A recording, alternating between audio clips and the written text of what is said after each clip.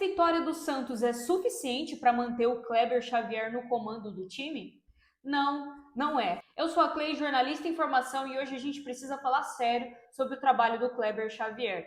A vitória de ontem sobre o Juventude não foi suficiente, porque não era apenas vencer, mas sim também convencer, e isso não aconteceu. O trabalho do Kleber Xavier não convence ninguém. O pouco de positivo que ele tinha conseguido lá no começo da passagem dele já se perdeu. É erro de escalação, é erro de substituição, erros dentro de campo mesmo. Então, assim, não dá para continuar passando pano. Já deixa o seu like, se inscreve no canal, deixa um comentário também e vamos lá. O único trunfo real do trabalho do Kleber Xavier, e isso lá no começo, era a defesa. Quando ele chega, uma das primeiras coisas que ele faz e que você consegue ver que claramente teve o dedo do técnico ali, é a questão da defesa. Ele arruma a defesa, inclusive tenho vídeos aqui no canal falando até sobre alguns números na época, eu não vou lembrar de cabeça agora, mas ele diminui muito o vazamento da defesa do Santos. Posteriormente, qual que é o novo desafio dele? Arrumar o ataque. Ele arruma a defesa, a gente para de perder, para de tomar gol todo jogo, mas aí a gente começa a ter dificuldades em fazer gols. Só que nos últimos jogos, tudo isso se perdeu. Tanto a questão da defesa que ele arrumou, quanto do ataque, que beleza, não é o trio MSN da vida, mas que estava conseguindo ali fazer um golzinho ou outro. Nos últimos 4 jogos do Santos, são 8 gols sofridos e apenas 6 marcados. O nosso saldo é de -2. Além disso, nesses 4 jogos, nós tivemos apenas uma vitória, 2 derrotas e um empate vergonhoso, que foi o empate contra o Sport. É muito pouco para manter esse cara no time. O jogo de ontem no Morumbi, como eu disse, não era apenas sobre vencer, e sim também sobre convencer de que ele conseguiria manter aí um trabalho daqui para frente que fosse tivesse o mínimo de qualidade, sabe? Só que isso não aconteceu. Vamos lá, vamos para os principais pontos aqui. A escalação, o Gil não dá mais, tá? A gente viu ontem em campo que o Gil não dá mais. Ele foi mal, assim, tipo, nossa, terrível a atuação dele? Não. Ele comprometeu? Quase, mas não. Então, qual que é o problema de escalar o Gil? O problema de escalar o Gil é que nós temos hoje um futebol muito dinâmico, muito rápido, e ele, infelizmente, a idade chegou para ele, cara. Ele é um ótimo zagueiro, soberano, assim, teve uma carreira incrível, só que acho que aos 38 anos, eu acho que é isso que ele tem, ele não consegue mais ter o físico de correr atrás dos jogadores, de recompor rápido na defesa, sabe? Ele é aquele jogador que ele não vai ganhar na corrida, então ele tenta ganhar no bote. Só que ontem, até no bote, ele perdeu algumas bolas para os jogadores do Juventude, deixando o lado direito da equipe exposta. Assim, o Santos teve vários ataques ali pelo lado do Gil, pelo lado também do Igor Vinícius, é verdade, né? Que atacava muito, então não tinha tempo de recompor na defesa. Enfim, foi uma trocação total. Mas esse lado direito do Santos, principalmente com o Gil, deixou muito a desejar. Não deu merda, mas quase deu, né? Poderia facilmente ter saído um gol por aquele lado do campo, e isso se deve também à falta de recomposição do Igor Vinícius, mas também à falta de agilidade do Gil. Cara, não é um zagueiro ruim, mas é um zagueiro que definitivamente já passou a hora dele e que fica meio difícil de você entender o critério do técnico, porque algumas semanas atrás nem relacionado ele não era. Agora, de repente, ele vira opção na frente do Luizão, que estava sempre no banco. Aí o Kleber, na entrevista coletiva, me diz que a opção pelo Gil, em vez do Luizão, é a experiência. Se for assim, então todo técnico vai escalar só jogador de 40 anos? Porque a experiência, ela conta mais do que a qualidade. Fica difícil assim. O Luizão, ele teve chance na posição dele, talvez um jogo ou outro lá no começo, quando ele chega com caixinha. Que acho que, inclusive, no jogo de estreia dele, ele falha, né? O Santos toma um gol que ele que estava marcando o cara, fica meio inseguro a partir dali, depois fica só no banco, quando entra improvisado na lateral direita, que não é a dele. Então, assim, ele não tem chance na posição dele. Se é para você não dar chance pro moleque e preferir colocar o Gil, que no final do ano vai sair, que não vai render nada para o Santos, o Luizão, pelo menos, se você recupera o futebol dele, se você coloca ele para jogar e se ele ganha uma sequência, talvez você faça dinheiro lá na frente. O Gil nem isso, amigo. O Gil, o único benefício que o Gil vai dar para o Santos é quando o Santos parar de pagar o salário dele. Com todo respeito, adoro o Gil, mas não dá mais. Então, assim, era jogo para colocar o Luizão. O Luizão, ele tem que ser a opção de zaga, a terceira opção. Porque senão vai ser quem? O Zé Ivaldo? O Zé Ivaldo tá até fora dos planos já. O Gil não dá mais. Aparentemente não vão contratar nenhum zagueiro. Daqui a pouco estão até colocando o William Arão improvisado na zaga em vez do menino. Então, para que trouxe? Sabe? Então, não tem coerência para mim essa escolha do Gil na frente do Luizão. Se os dois estavam treinando bem, por que não colocar o Luizão, que é mais jovem, que é mais rápido? Enfim, esse para mim foi o primeiro erro da escalação. Depois, Schmidt, não dá mais. Schmidt não serve nem para reserva. O cara ele não tem intensidade de marcação, até aqueles passes, né, aquelas viradas de jogo que ele andou dando recentemente, não teve no jogo de ontem. Muito baixo na intensidade, então assim, não tem como o Schmidt ser titular do Santos. Olhe lá para um reserva, tá?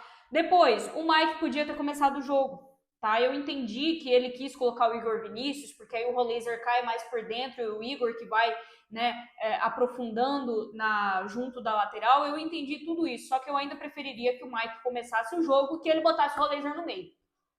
E que acabasse com essa porrinha de sistema de ponta. Que ninguém mais aguenta isso daí. Por que tem que ter ponta?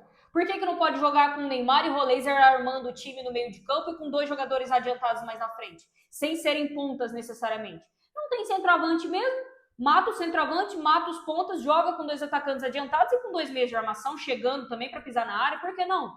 Mas parece que é muito complexo, né, para os técnicos brasileiros pensarem em algo nesse sentido.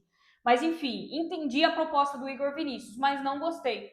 Recompôs mal defensivamente, deixou a lateral direita exposta muitas vezes, então o Mike, que entrou bem na segunda etapa do jogo, não comprometeu, poderia ter sim começado, e acho que ele vai ser o titular daqui para frente, porque não é possível que o Igor Vinícius continue sendo colocado à frente dele. Depois, o Bom Tempo ele só é escalado por pressão, tanto pressão da torcida quanto pressão interna, né? Ouvi dizer que houveram aí algumas conversas internas com o Kleber Xavier para ele escalar o Bom Tempo, até por isso ele foi dispensado da seleção, né? Que ele tinha sido convocado para sub-20. Beleza, mas ele só foi escalado por pressão. O Kleber Xavier não teria escalado ele, teria colocado ele como opção para o segundo tempo, de novo. Então, assim, mostra que para fazer o certo ele precisa ser pressionado, porque ele próprio não consegue enxergar ou tomar as próprias decisões dele. E o Bom Tempo não tem o que falar do jogo dele, tá? Mais um jogo belíssimo. Ele só mostra ter uma dificuldade ou outra ali na defesa, mas obviamente porque não é a dele. Então, escalando o moleque de segundo volante, ele tem se saído bem, só que a posição de origem do Bom Tempo é atacante. Ele joga pela ponta direita, então o ideal seria colocá-lo na posição dele. Mas já que não tá rolando, ele tá jogando de segundo volante, tem entrado muito bem, só precisa talvez melhorar aí uma questão defensiva ou outra, porque jogador de meio tem que marcar muito mais do que um jogador que joga no ataque, fechou? Depois, o Tiquinho tenta, né, cara? O Tiquinho, ele tentou participar, só que ele é um a menos na marcação, não dá para jogar com o Tiquinho e Neymar juntos. Não dá. Ou você joga com um ou você joga com o outro. Porque não existe você defender com 8 jogadores. Você precisa defender com no mínimo 9, né? Então, já que o Neymar é o cara que não vai marcar, e não tem que marcar mesmo, ele tem que ficar na dele ali para receber a bola e partir pro gol, então o centroavante ele precisa marcar, Tiquinho não marca, ele até tenta fazer uma pressãozinha ou outra, mas como diz o Rodolfo Gomes, ele tem arranque de balsa, ele não tem mais agilidade para fazer uma marcação-pressão, então não tem como o Tiquinho ser titular. Não jogou mal, não comprometeu, mas também é de longe, não é nem de longe o cara que a gente esperava que ele fosse quando ele foi contratado. Depois, Roleiser, como eu disse, foi muito bem por dentro. Pelo menos isso o Kleber Xavier acertou.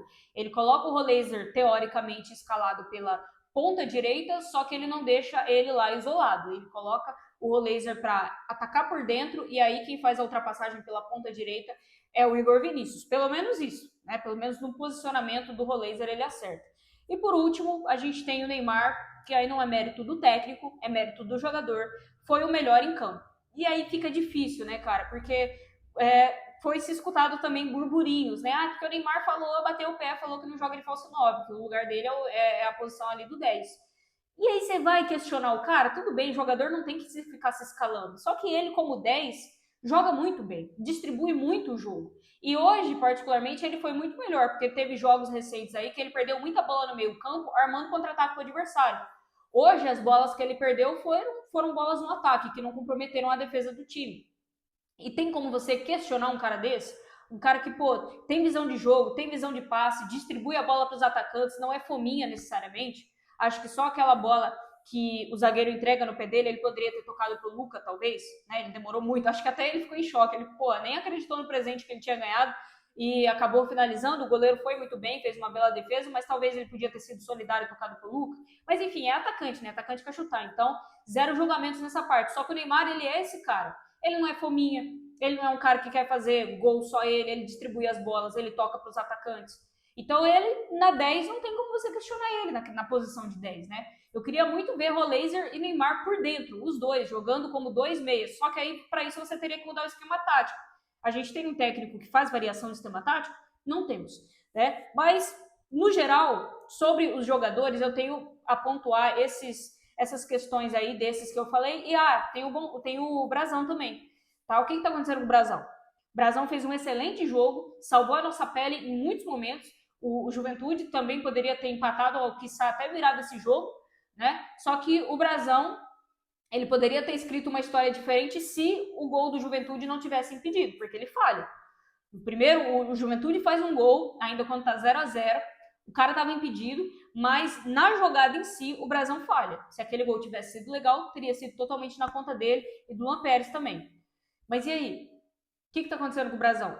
Da última vez que ele falhou tantos jogos seguidos assim, ele estava com um problema pessoal. Será que tá tudo bem com ele? Pô, tem que cuidar dele, né? Cuidar internamente, ver o que está acontecendo, se é que está acontecendo alguma coisa, se é só uma fase como o time como um todo, porque a gente não pode ter o nosso melhor jogador em campo falhando todo o jogo. O Brasão, ele precisa voltar a passar mais segurança. Mas dito isso, um monstro no gol, apesar dessa possível falha aí que teria acontecido se o gol tivesse sido legal, ele defendeu muito, catou muito e foi o melhor jogador em campo.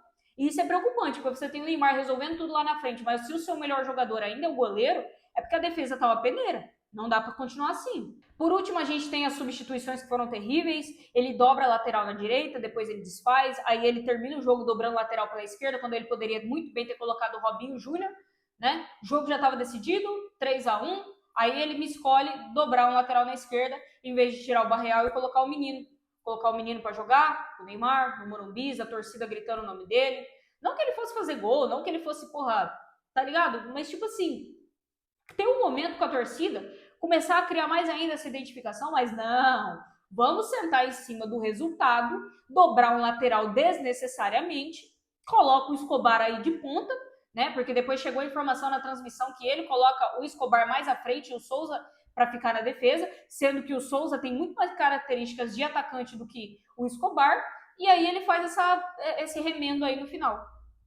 Difícil. Fica difícil de defender o senhor Kleber Xavier, tá? E, cara, conhecendo como o time do Santos funciona, o Santos vai esperar ele perder para o Cruzeiro para talvez demitir ele.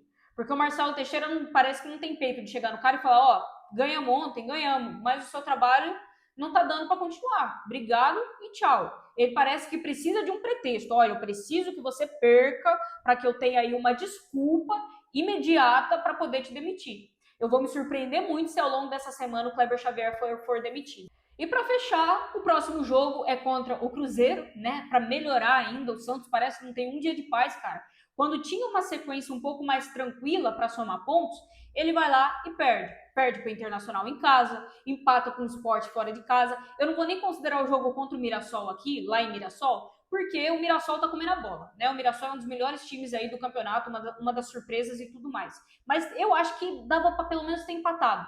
Porque você tá com o mesmo time que você ganhou do líder, do Flamengo.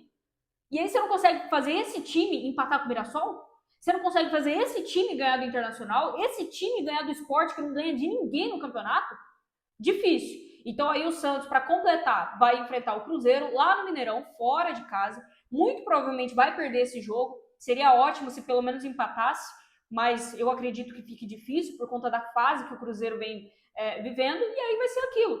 Vai perder para o Cruzeiro, o Kleber Xavier talvez vai ser demitido, porque ainda corre o risco, rapaziada, dele não ser demitido e dele ir pressionado pro jogo do Vasco, sabe? Então é um escárnio, assim, com a torcida do Santos. Eu espero realmente que o Kleber Xavier seja demitido, que eu esteja errado, e que o Marcelo Teixeira tenha culhões para mandar esse cara embora. Caso não mande, espero que pelo menos a gente não perca contra o Cruzeiro, porque no final das contas eu não estou torcendo contra o Kleber Xavier ou contra o Santos. Eu quero que o Santos pelo menos pontue para não correr o risco de ser rebaixado esse ano de novo, porque seria uma vergonha para nossa história ser rebaixado aí 2 vezes e ainda no ano do acesso, porque esse ano é o ano do acesso do Santos, caso alguém não se lembre. Seria uma vergonha você subir e cair aí no mesmo ano. Fechou? Espero que vocês tenham gostado do vídeo. Deixa no comentário as suas opiniões aí, o que vocês pensam do Kleber Xavier, do time como um todo. E eu vejo vocês no próximo vídeo. Tchau!